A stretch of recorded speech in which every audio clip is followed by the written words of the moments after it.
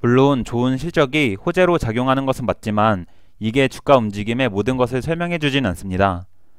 매번 말하듯 가격은 결국 수요와 공급, 매수와 매도에 의해 결정되고 목요일 미국 증시가 급등한 것은 매도보다 매수가 월등히 강했기 때문입니다.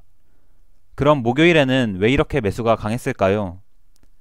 지극히 개인적인 생각이지만 저는 4월 들어 역대급 숏배팅을 했던 기관과 헤지펀드들이 시장이 생각보다 잘 안 떨어지고 빅테크 기업들이 우려와 달리 좋은 실적을 발표하자 숏커버링을 하고 있다고 생각합니다.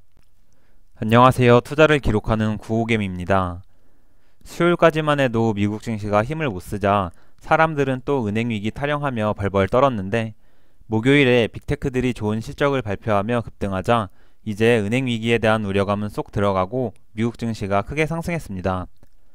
목요일에는 실업수당 청구 건수가 예상치를 하회하며 강한 고용시장이 확인됐고 1분기 GDP 잠정치는 예상치를 크게 하회하며 경기 침체에 대한 우려감이 커질 수 있는 등 주식시장에 악재로 작용할 만한 지표가 발표됐음에도 주가가 오르니까 사람들은 아무도 이를 문제 삼지 않고 오히려 좋게 보기까지 했습니다.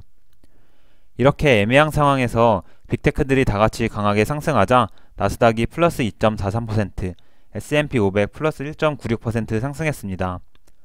TQQQ는 8.08% 상승해 27.69달러로 마감했으며 스윙 계좌에서는 여전히 롱 포지션을 유지하고 있습니다. 뒤에서 자세히 얘기하겠지만 저는 금요일이나 다음 주 FOMC 회의 전까지 시장이 강세를 보일 거라 생각해 나스닥이 좀 더 올라서 시장이 낙관론으로 가득해져 단기 과열 구간으로 진입하면 롱 포지션을 정리할 것입니다. 상황을 봐서 오버슈팅까지 나오면 숏 포지션으로 스위칭 해보겠습니다. 목요일 미국 증시를 자세히 살펴보면 우선 빅테크들이 계속해서 양호한 실적을 발표하고 있습니다. 수요일 장 마감 후 예상치를 비트하는 실적과 가이던스를 발표한 메타는 하루 만에 13% 넘게 급등했습니다.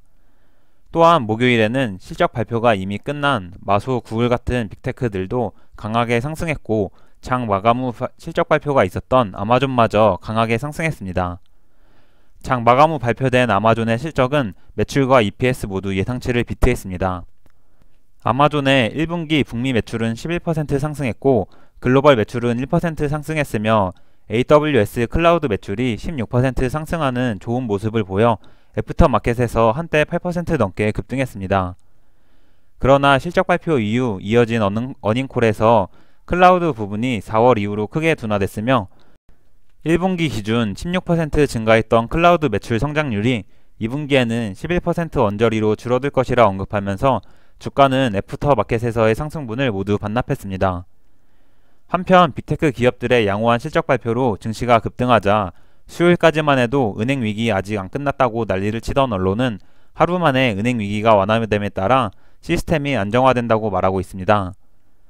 어제 영상에서도 분명히 말했듯 기관 세력들은 퍼스트 리퍼블릭 뱅크를 명분 삼아 시장의 은행 위기에 대한 불안감을 조장해 시장을 끌어내린 것입니다. 지금은 퍼스트 리퍼블릭 뱅크를 공매도 치는 기관과 헤지펀드가 워낙 많아 이제 대여할 주식이 부족해져 공매도에 대한 단기 이자율이 너무 높아졌고 헤지펀드들은 숏포지션을 정리하며 다음 사냥감을 찾고 있다고 합니다. 이런 이슈 이외에도 목요일에는 실업수당 청구 건수와 1분기 GDP가 발표됐습니다. 신규 실업수당 청구 건수는 지난주 수치와 예상치를 모두 하회하는 23만 개로 발표되며 예상보다 견고한 고용시장을 보여줬고 1분기 GDP 잠정치는 예상치인 2.0%를 크게 하회하는 1.1%로 발표됐습니다. 만약 목요일에 주가가 하락했으면 월가에서는 분명 실업수당 청구 건수가 예상보다 낮게 나와 여전히 임금 인플레이션 압박이 상당하고 GDP 잠정치가 예상보다 너무 낮게 나와 경기 침체 우려감이 커졌다고 해석했을 것입니다. 그러나 앞서 말한 은행위기 이슈와 마찬가지로 증시가 급등하니까 아무도 이 부분을 문제 삼지 않았습니다. 견고한 고용시장이 경기 침체에 대한 우려를 완화시켰다고 하며 기업들의 재고를 줄이고 불필요한 투자를 줄였기 때문에 GDP 잠정치가 낮게 나왔으며 이런 모습은 기업들의 수익률을 개선한다는 호재로 보고 있습니다. 또한 GDP가 낮게 나온 것은 개인들의 수요가 둔화됐기 때문이며 이는 인플레이션 압력을 완화시켜준다고 좋게 보고 있습니다. 제가 항상 강조하는 것이지만 실적과 경제 지표는 기관 세력들이 해석하기 나름이고 기관들은 그들의 포지션에 맞게 재료를 해석합니다.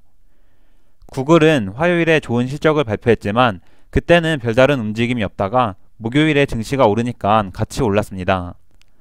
언론과 유튜버들은 빅테크들의 좋은 실적 발표 때문에 나스닥이 3% 가까이 급등했다고 말합니다. 물론 좋은 실적이 호재로 작용하는 것은 맞지만 이게 주가 움직임의 모든 것을 설명해주진 않습니다. 매번 말하듯 가격은 결국 수요와 공급, 매수와 매도에 의해 결정되고 목요일 미국 증시가 급등한 것은 매도보다 매수가 월등히 강했기 때문입니다. 그럼 목요일에는 왜 이렇게 매수가 강했을까요? 지극히 개인적인 생각이지만 저는 4월 들어 역대급 숏배팅을 했던 기관과 헤지펀드들이 시장이 생각보다 안 떨어지고 빅테크 기업들이 우려와 달리 좋은 실적을 발표하자 숏커버링을 하고 있다 생각합니다. 며칠 전 영상에서도 말했듯 헤지펀드들의 S&P 500 선물 숏배팅은 지난 2011년 미국 신용등급 강등 이후 최대치입니다.